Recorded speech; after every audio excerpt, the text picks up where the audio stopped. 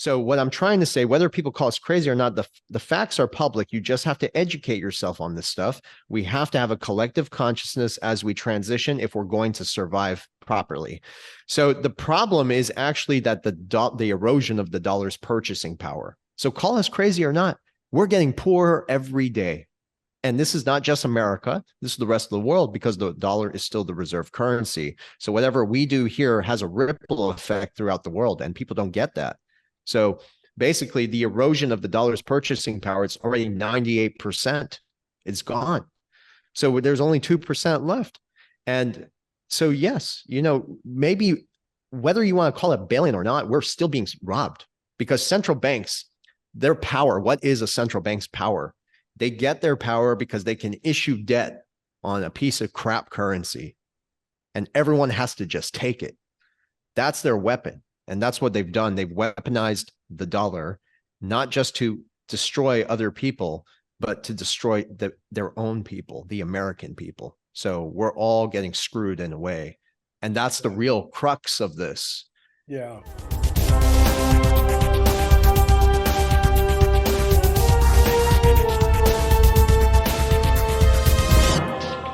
But before we get started, folks, make sure you hit the pause button. Okay, go down below. There's a Rumble link. Go over to Rumble and follow us over there. QFS1776.com is, without question, the holy grail of what's to come.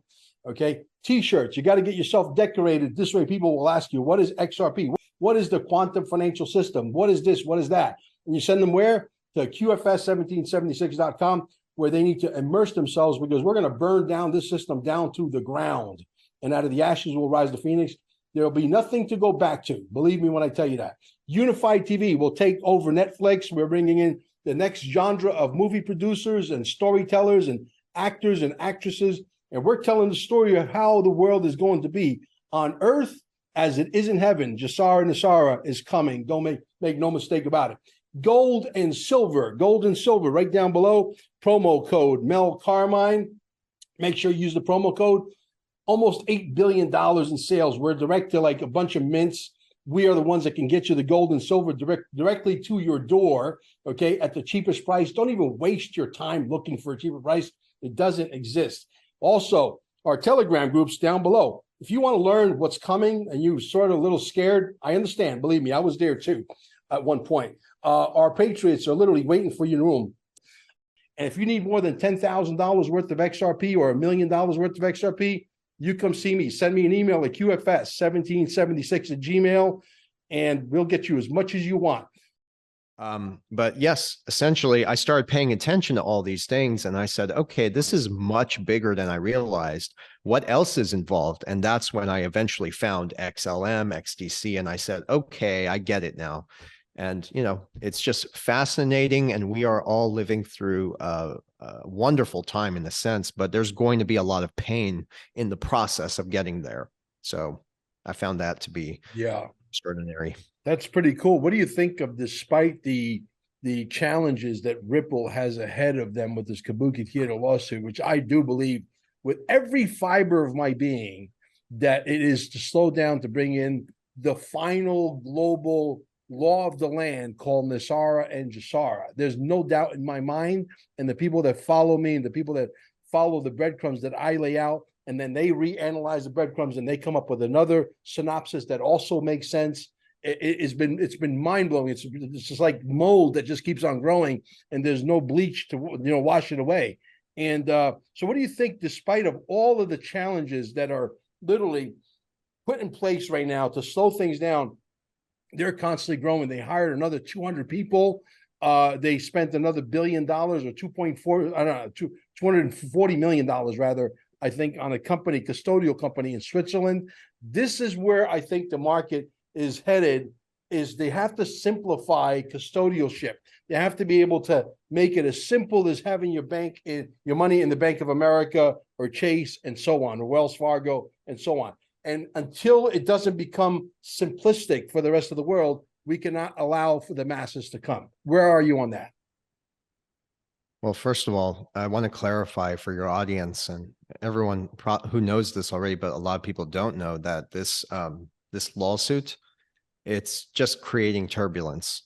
but it's not going to stop the full adoption and the accelerated adoption, may I say, of this digital asset, because see, they know where this is going. I think they're delaying the lawsuit just to kind of either position themselves or find some sort of alternative solution, or to create a situation like what we're seeing right now in the world of finance, and that is restrain financial resources to the masses. Restrain financial resources, restrain financial resources. And this is why they keep raising interest rates. So there's something else going on here, whether they're trying to impoverish the people before they utilize the system. That way they can own most of it. I think every country is going to own a significant amount of XRP, or have to, because if you look at the definition on Wikipedia, even for a reserve currency, and you find out it's what an institution like a central bank is holding significant amounts of. So holding XRP, I still believe XRP is going to be, we all know it's going to be the centerpiece, but I still believe it's going to be pegged or backed, and people don't like me for this, and that's totally fine, but pegged or backed to either a basket of commodities or two commodities. And people say it's not possible because, and I'm like, yeah, it is possible. With blockchain technology, there's something called tokenization. And that's what people talk about all the time, is tokenization. Yet they don't think it's plausible that this tokenization of physical commodities can actually happen. And then if you look at the World Bank, their document, and now people are familiar with this document from 2021, they specifically say in that article, and the devil is in the detail. So this is in page 31, somewhere in the midst of all of this. Says that the two stable coins, the most likely ones, are XRP and XLM. Well, what's a stable coin? A stable coin is something that is backed or pegged to something. Right now, a stable coin like Tether is pegged to the dollar, because the dollar has value. But what happens when the dollar loses value? Because that's what's happening right now. We're at 98% of the purchasing power of the dollar has been eroded. So the dollar will get stronger in the short term, but it's not going to work for everybody else. And it's not going to work for the people within the states too, the big institutions.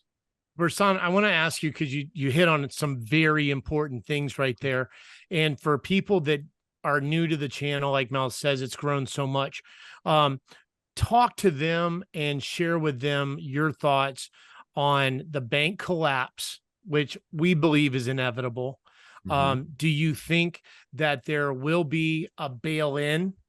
And those, I know people that have $100,000, $10,000 in their bank accounts that don't think that it could ever just disappear. And then also, I know Governor DeSantis in Florida just said no to the CDBCs. And what is your thoughts on that? And is that an intricate part to moving forward? I know I put a lot there, but no, that's fine. And this is, I can take a lot and I give a lot. I try my best. I know, bring it on, brother. Okay, so first of all, we need to look at the political figures. The political figures, I'm talking about Janet Yellen, I'm talking about Biden, I'm talking about Jerome Powell, okay? These are political figures, and what they're doing is playing a very crucial role in diverting public attention away from the true nature of this crisis. What I'm trying to say is that the bail-ins, you said, it's already happening. So why do people keep asking, is it going to happen? And I keep getting in the comments, well, when is this transition going to occur? When is this great reset going to occur? Or whatever you want to call it. I'm like, we're already in it. It's happening every day. We're seeing news, but see, they keep hitting you like this, hitting you like that, so you get distracted. I'm actually putting a book together with Vendel, a very short one, and we're writing a book. It's called "Look Here, Don't Look There." Nice, I like it. I think it's a catchy name. I really do. I love the name. Keep that name quiet. Thank you very much, man. Yeah. So we're putting this book together, Look Here, Don't Look There. And basically it's going to cover all this stuff. But my point though, is that this banking crisis and this bail-in is already happening in a sense. They just disguise it very well using terms like interest rates and, protect the institutions. And they're trying to keep the masses preoccupied and unaware of the larger, more nefarious agenda here. And this is deliberate misdirection. So let's get back now to the banking system. So the banking system industry right now stands to benefit greatly from this orchestrated crisis. So what they're doing is consolidating the the financial institutions. So that way they can control the narrative as far as what financial resources you can access and what you cannot. You restrain financial resources. That's how you control the narrative. And if people don't want a central bank digital currency, they will create an environment where you'll beg for it. And this is essentially what this Trojan white horse is. Right. They're going to create the crisis and bring in a solution. So yes, a bail-in is certainly possible, and it's already happening. We are living through a great heist right now. And everything all around us, the political identity, politics, I mean, people are so concerned about what bathroom they can use when they're being robbed on a global scale. I mean, are you kidding me? What are your priorities? And will you address something here? Because I think it's really important that certain ones of us in this community can be labeled as truthers or crazy or whatever.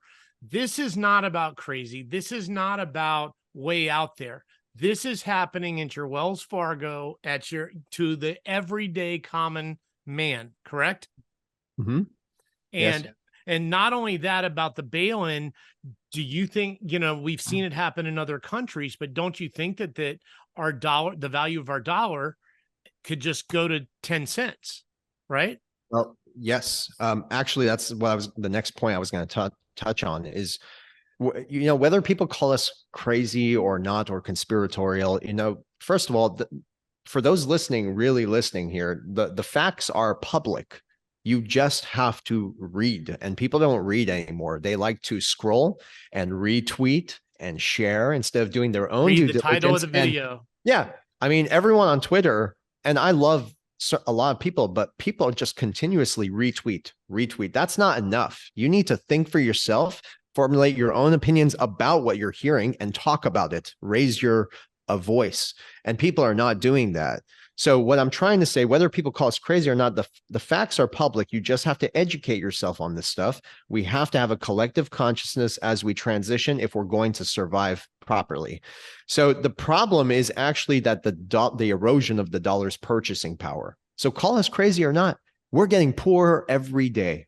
And this is not just America. This is the rest of the world, because the dollar is still the reserve currency. So whatever we do here has a ripple effect throughout the world, and people don't get that. So basically, the erosion of the dollar's purchasing power, it's already 98%. It's gone. So there's only 2% left. And so, yes, maybe whether you want to call it bail-in or not, we're still being robbed, because central banks, their power, what is a central bank's power? They get their power because they can issue debt on a piece of crap currency, and everyone has to just take it. That's their weapon. And that's what they've done. They've weaponized the dollar, not just to destroy other people, but to destroy their own people, the American people. So we're all getting screwed in a way. And that's the real crux of this. Yeah. Let me share my screen here for a second, guys. I'm going to blow the audience away. And I'm sure you know about this, Versan, and Scotty, same thing. But let me share this. Can you guys see my screen? Yep. What does it say here? It says bridge currency of the world. Okay, you see that? It says this is a search on none other than Google, right? Which is the bridge currency of the world. Why is it XRP? It's always XRP. It's never Bitcoin, guys. Hey, Bitcoin idiots out there, you should be listening, because I don't care how many times you do the search, it never comes up Bitcoin. It always comes up XRP. Watch this other search. Let me show you this. This search says global bridge currency. Gee, look, the first result happens to be XRP. You feeling me?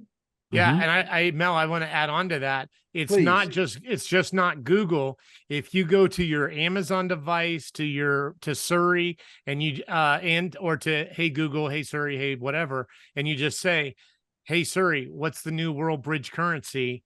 It'll come back saying I'm XRP. If that is not enough reason to like immediately call your brokers and dump your Bitcoin. Holy, it's like I'd be like shit in my pants right now. Mel, don't you mean call your broker? Yeah, my broker, exactly. Yeah. Hey, You guys but are- You need a lot of if you need a lot of XRP, or Yeah. if anybody in your audience needs a lot of XRP, we're going to be doing some cross-pollination. This video is also going to be on Versan's channel. We agreed to that, which is awesome. That's the right way to do the business. Cross-promotion, cross-pollination, the birds and the bees. You follow? Okay, guys? Amen. hey, I wanted to share one thing just while we're right here, Versan. I wanted to jump back to you, and you said it best. And the great thing about XRP, and I want you to point this out and expand on this, but XRP is going to happen whether there's a U.S. adoption or not. Okay, Yeah, I tweeted that. I agree with that. So, I agree with that, Scott, except I'm telling you, they're not allowed to leave in the United States. There's gangsters that are good gangsters, and they want the Americas to survive. sure. Okay, that are behind closed doors. And this is the story that will never, under any circumstances, be told on mainstream media or alternative media or any media for that fact. And there are people with guns. You and I and Versan just created the most powerful monetary system in the world, in the most powerful country in the world, militarily speaking. And we're just going to take that monetary system and move it over to Singapore, and no one's going to interfere? Come on. Not going to happen. Come on. Well, yes, that kind of brings us to another point is when we see this BRICS nations and we look at the rest of the world trying to find loopholes outside of the dollar, it brings the attention that, if we raise interest rates again, and I think that's what's going to happen before they print again, there's a possibility of the dollar actually gaining strength and becoming the most powerful currency in the world in the very short term. And that could lead, that's again, the weaponization of the dollar. And in such a scenario, I would say the US financial system, there's going to be a lot of attempts to destabilize at that point. And that could potentially lead to this financial crisis. So regardless, one way or another, like you said, it's going to happen. The question is America going to go through hell first in order to get there? Or are we going to just take out the incumbents and allow this innovation to just flourish naturally on its own and bring real stability, not just to, everybody else, but just it's just prosperity for the people and for the institutions. I mean, we're at a point right now where institutions have to rethink sustainable monetary supply, because what we're doing now, it's not working. It's not working for anyone. Right. Absolutely. Well, listen, I had a lot of fun in Vegas, and I can't wait to see you there next year, because if NESARA and GESARA is not announced, it will be 5 times, 6 times bigger than it was this year. So congratulations to Brad Kimes, because he has huevos the size of King Kong to be able to pull that off. And I love it because he's like Johnny on the spot. I love people who are Johnny on the spot, who are very quick on their feet. And he definitely fits that narrative. I said, hey, I yelled out, hey, we need a microphone, because we're trying to ask questions to the audience without a microphone. Within seconds, boom. A microphone appeared, wireless microphone. The cool guy, the official cool guy of the digital asset investor, was the guy who was actually narrating the whole thing, and it was brilliant. Yes, was there little glitches, but they were addressed on the spot immediately. What a great job! Good job to Brad Kimes. Awesome. Mm-hmm. Can't wait. Brad Kimes he's a remarkable person, and he's really doing us all a favor too by keeping us informed. Right. But not just informed, he's really going out his way to make these things happen, and that's just going to bring more attention to this, and that's exactly what we need, because more attention, more eyes on this, they're going to have to move faster or settle this quicker.